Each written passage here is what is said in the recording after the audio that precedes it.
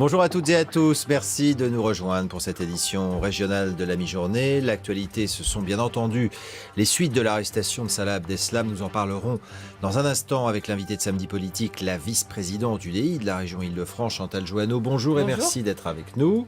Bonjour Daïk Odoui. Bonjour. Alors avec Madame Écologie à la région, nous parlerons d'autres sujets bien sûr. Oui, évidemment les projets architecturaux de Valérie Pécresse, mais aussi on fera un peu de politique. Quelle stratégie présidentielle pour l'UDI, parti auquel vous appartenez? Est-ce qu'il doit participer à la primaire des Républicains?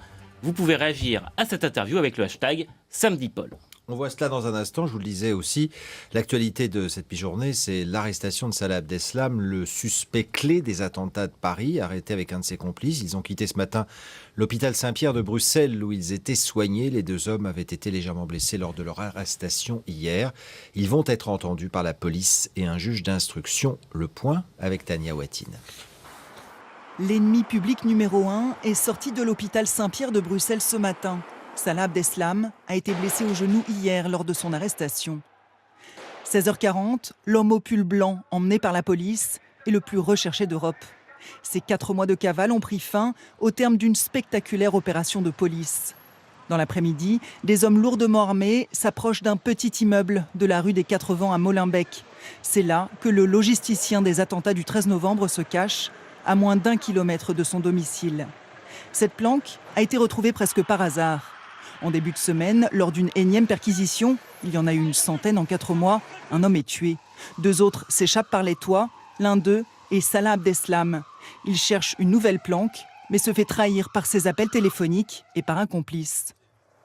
Avec l'arrestation du seul auteur présumé des attentats de Paris, tous les autres sont décédés, les enquêteurs et surtout les familles de victimes espèrent comprendre les coulisses des attentats.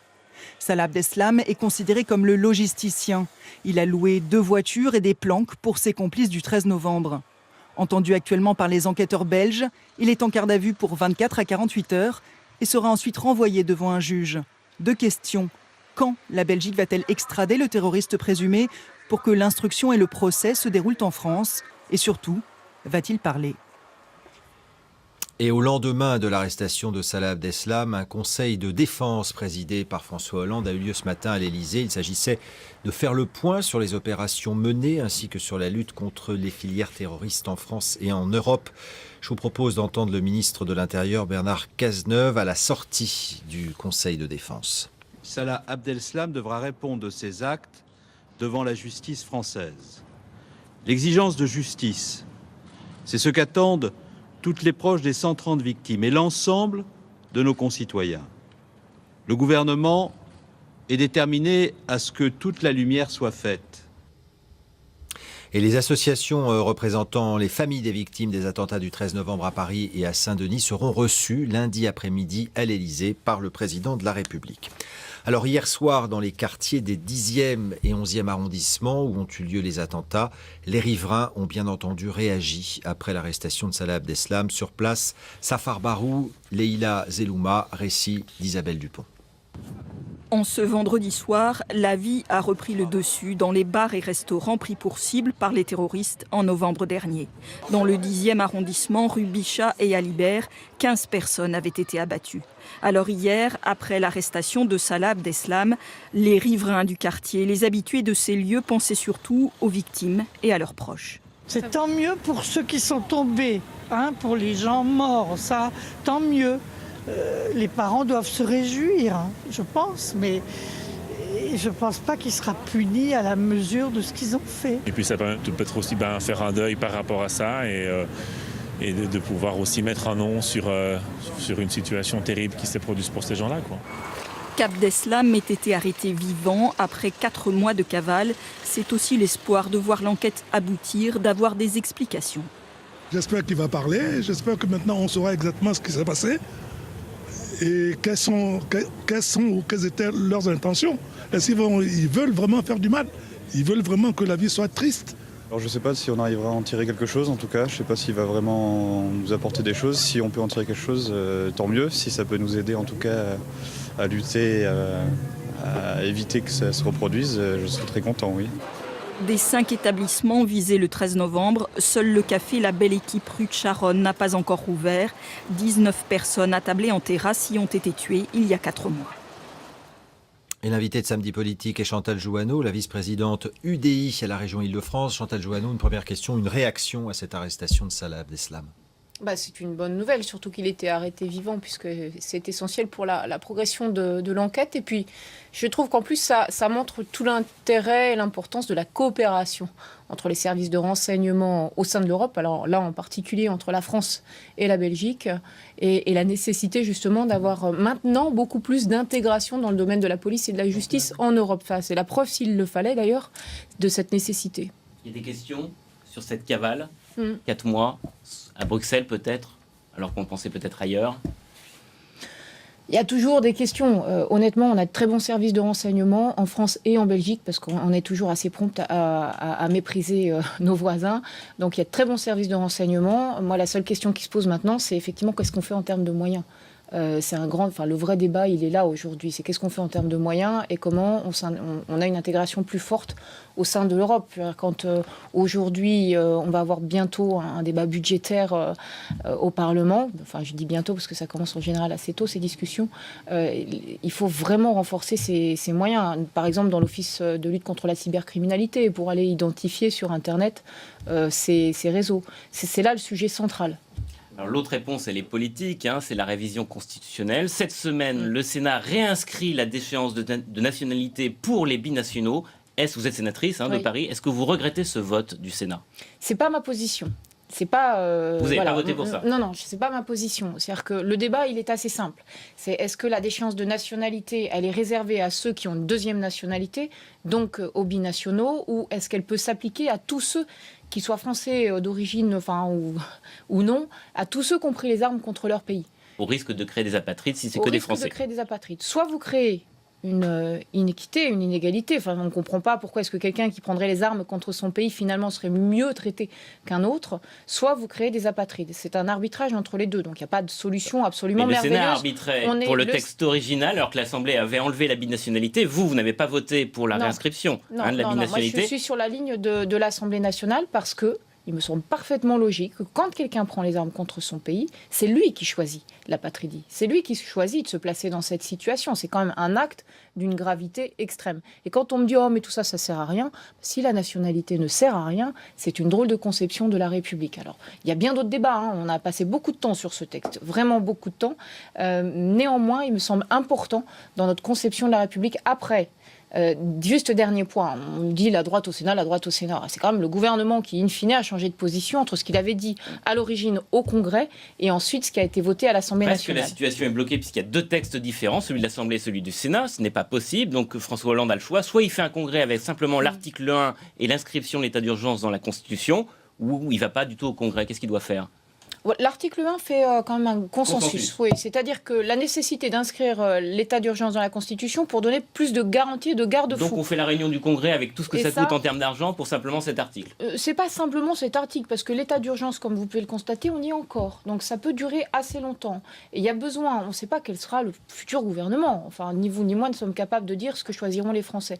Donc avoir des garde-fous pour dire qu'on ne pourra pas faire n'importe quoi pendant l'état d'urgence, ça me semble extrêmement important, parce qu'aujourd'hui, on n'a pas ces garanties.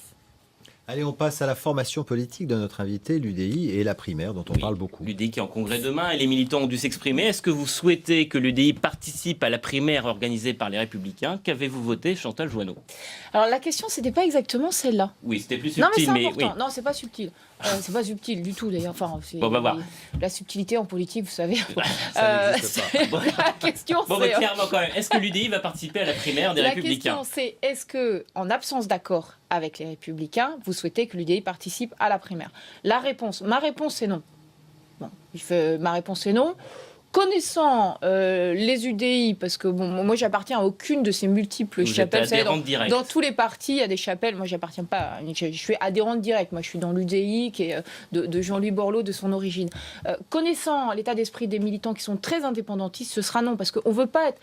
Ça n'a aucun sens de dire que c'est une primaire de la droite et du centre, dès lors qu'il y a eu aucune discussion sur ce que serait demain nos principaux sujets communs. Je ne dis pas comment on y arrive, sinon il n'y a pas de primaire. Il y a les sujets communs, il y a aussi les investitures pour les législatives. Moi, il y aurait un truc simple. Les deux vont de pair. Oui, mais vous allez Ah, les deux vont de Oui, pair. moi j'ai un truc pour vous essayer d'améliorer les négociations. Vous allez à la primaire, vous faites 5%, vous demandez 5% des circonscriptions, vous faites 10%, vous demandez 10% des circonscriptions, vous faites 15%, vous demandez 15% des circonscriptions, c'est ce qu'il y a de plus simple, lisible. Avec 12, je ne sais pas combien de candidats là en ce moment, c'est ça.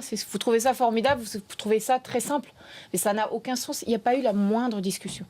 La moindre discussion. Et vous avez raison de parler des législatives. Parce que moi, je me souviens très bien de 2007. On avait un programme qui était porté par le président de la République et une majorité qu'il fallait en permanence aller chercher pour porter ce projet. Et quand en 2010, on a perdu les régionales, la majorité à l'Assemblée nationale notamment nous a dit « vous voyez, ce n'était pas le bon projet ». Donc vous avez raison de lier les deux. Il faut que la majorité qui est dans l'hémicycle, c'est celle quand même qui vote les lois, soit complètement en phase avec le futur président. On ne peut pas discuter des législatives alors qu'on ne sait même pas encore quel sera le candidat qui va gagner à la primaire. Mais les législatives, elles sont dans la foulée. Oui, je sais, après, les législatives, elles engagent les partis. Oui, mais c'est en novembre les résultats de la primaire des Républicains. On souhaitait en parler avec les différents principaux représentants de l'UMP, des Républicains, comme nous, on aurait intégré les différents représentants de l'UDI, ce qui n'a jamais été possible, il n'y a jamais eu de discussion. Donc c'est la primaire, ce sera probablement la primaire de la droite. Donc alors, si vous n'allez pas à la primaire, est-ce que l'UDI doit présenter un candidat? Est-ce que ça doit être Jean-Christophe Lagarde, le président de l'UDI et maire de Drancy? Ça dépendra du résultat de la primaire et des discussions, parce que tout d'un coup tout le monde se réveille, des discussions qui auront lieu entre deux. S'il devait y avoir un candidat, alors il y a une deuxième question, est-ce qu'il faudra un candidat ou plusieurs? Ça, on verra ce que répondront les militants, ça je ne peux pas vous dire. Ma position à moi, c'est que notre primaire interne, à nous, elle a déjà eu lieu, puisqu'il y a eu le vote pour le président de l'UDI. Je le dis avec d'autant plus de sincérité que j'étais candidate avec Yves Gigot et qu'on a perdu. Donc j'ai aucune rancœur sur cette défaite. Il me semble que le candidat, c'est Jean-Christophe Lagarde et que c'est pas la peine d'en avoir 36. Enfin, on n'est pas... La primaire a déjà été faite au moment de l'élection. La primaire, elle a déjà été faite, on va pas recommencer. Mais alors pour le centre, ça reste quand même assez compliqué parce qu'il y a aussi l'ombre de François Bayrou qui plane sur tout ça. Oui, mais François Bayrou a une position assez ambiguë. Il a dit clairement. Si c'est Juppé, si c'est pas Juppé, il y va. C'est ça, si c'est Juppé, il soutient Juppé. Il a dit que si ça n'était pas Juppé, il verrait. Ouais, et ça peut être dans ce cas-là le candidat centriste. Voilà. Mais bon, nos militants ont gardé très ancré dans leur mémoire 2012. Et, on rappelle que François Bayrou avait appelé à voter François Hollande pour le second tour. Il se positionne clairement dans nos militants dans un centre plus trop droit, même si aujourd'hui c'est vrai que les clivages politiques ne sont pas d'une grande clarté. Mais au-delà des militants, il y a aussi les électeurs et ceux qui s'intéressent aussi au centre qui ne sont pas forcément des militants. Les électeurs, moi je connais la parole des militants et notamment des UDI directs, c'est la seule dont je peux vous parler. Les électeurs, je peux pas aujourd'hui vous dire effectivement ce qu'ils pensent et les sondages sont rarement très représentatifs, donc c'est pas ce qui se passe dans les urnes, les sondages. Dernière question sur la primaire, on sait que Nathalie Kosciusko-Morizet, dont les convictions sont proches des vôtres, va peut-être avoir du mal à voir les parrainages. Est-ce que vous seriez prêt à la parrainer pour cette primaire? Dès lors qu'on dit qu'on ne va pas participer aux primaires, malgré toute l'amitié que j'ai effectivement pour Nathalie, Nathalie se présente au nom des Républicains. Je veux dire, ça n'aurait aucune cohérence pour moi de parrainer Nathalie Kosciusko-Morizet, même si honnêtement, je souhaite pour elle qu'elle puisse y participer parce que sa parole est nécessaire à droite. Allez, on va parler un peu quand même de l'écologie puisqu'on aborde maintenant les projets d'architecture en Ile-de-France. Et ils sont nombreux. Ils sont nombreux. Valérie Pécresse d'ailleurs va fêter, je ne sais pas, mais en tout cas ça sera 100 jours, elle sera à la tête de la présidence de l'Île-de-France. Est-ce que vous vous sentez à l'aise dans cette majorité? Parce que Valérie Pécresse applique son programme, qui est de droite, mais elle applique surtout ce qui est le plus à droite pour l'instant. Elle applique son programme qui est de droite et qu'on a signé, parce qu'on a fait un accord, on a signé différents engagements. Dans ces engagements, il y a toute la partie environnementale, il y a les fameux 100 quartiers écologiques qu'on a votés effectivement avant-hier. Et ça, cet engagement, on vient de le voter. Donc certes, il y a beaucoup de choses qui ont été passées que vous jugez, vous, très à droite. Ceci dit, voilà, quand on dit qu'on va faire plus de mixité, qu'on va faire plus de logements très sociaux dans des communes qui ont déjà beaucoup de logements très sociaux, honnêtement, c'est plutôt une vision de la société qu'on porte. Alors Valérie Pécresse a annoncé un grand concours d'architecture qui s'appelle Dessine-moi le Grand Paris. Ça ressemble beaucoup à celui que lance aussi Anne Hidalgo avec Réinventer la Seine ou Réinventer Paris. Il y a une concurrence. Valérie Pécresse, elle se dit il ne faut pas que je laisse Anne Hidalgo sur ce créneau-là toute seule. Non, mais qu'il y ait plusieurs aujourd'hui réflexions sur ce sujet, c'est plutôt sain, parce que effectivement la question de l'urbanisme, et tout particulièrement en Île-de-France, aujourd'hui est déterminante.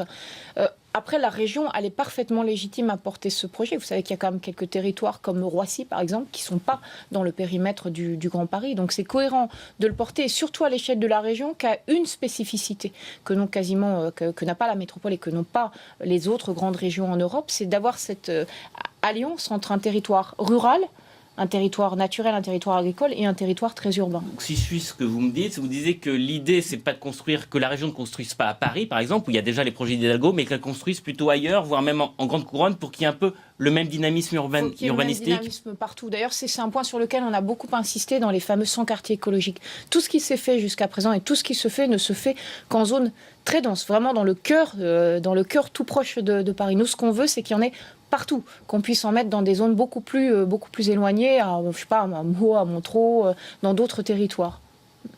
Alors, mais il y a l'État aussi. Il lance son grand concours d'architecture, puisqu'Emmanuel Macron, cette semaine, a aussi lancé un grand concours pour ce qu'il appelle les hubs autour des gares du Grand Paris. On a l'impression quand même qu'il y a un concours de qui aura la plus grosse tour, si je puis me permettre. Oui, enfin bon, vous allez déraper là. Mais... Gentiment dérapé, mais... Non, la question des tours, en plus, elle est extrêmement polémique. Oui, absolument. Non, mais... Sur les gares, sur ce qui se fait autour des gares, c'est pas exactement le même sujet que d'aller concevoir autour dans l'ensemble de l'espace de la région, ce qu'on conçoit comme urbanisme. J'ajoute que dans ce mais on a l'impression que quand même Valérie Pécresse veut marquer son territoire en disant « Oh, j'existe, la région existe et elle ne peut pas exister que par les transports ». Honnêtement, ceci dit, c'est vrai que son prédécesseur, Jean-Paul Huchon, avait un peu oublié de faire exister la région. Et c'est vrai, on le voit d'ailleurs dans tous les dossiers. On le voit sur le Grand Paris, on le voit sur l'urbanisme, on le voit sur la pollution de l'air. Elle était très associée au transport et on a l'impression que Valérie Pécresse, elle ne veut pas avoir que cette casquette-là de chef de gare. Nous n'avons pas que cette compétence. Je vous rappelle quand même que fondamentalement en termes de compétences, c'est nous qui élaborons le schéma directeur de la région Île-de-France, c'est-à-dire ce qui conçoit l'ensemble de l'aménagement en Île-de-France. Où est-ce qu'on va urbaniser un peu plus, construire des logements, où est-ce qu'on va garder des espaces verts. Ce schéma directeur, c'est la responsabilité de la région. C'est même ma responsabilité, c'est dans mon périmètre l'aménagement. Donc on est parfaitement dans notre compétence. C'est même anormal que la région auparavant ait été absente de ces débats. Juste ce grand concours, c'est réservé à des architectes internationaux ? Ah bah non, surtout pas. J'ajoute qu'avec ce grand concours, il y a en plus la création d'une biennale de l'architecture, donc qui sera récurrente. Et on souhaite absolument, au contraire, mettre en avant les architectes et les urbanistes et les paysagistes franciliens. Voilà, merci beaucoup Daïk. Merci Chantal Jouanneau d'avoir été l'invité de ce numéro de Samedi Politique. C'est la fin de cette édition régionale de la mi-journée. L'actualité nationale revient bien sûr dans un instant sur l'arrestation de Salah Abdeslam. Je vous donne quant à moi rendez-vous ce soir pour le 19-20. Nous recevrons Alain Chamfort. Très belle journée à vous et merci de votre fidélité.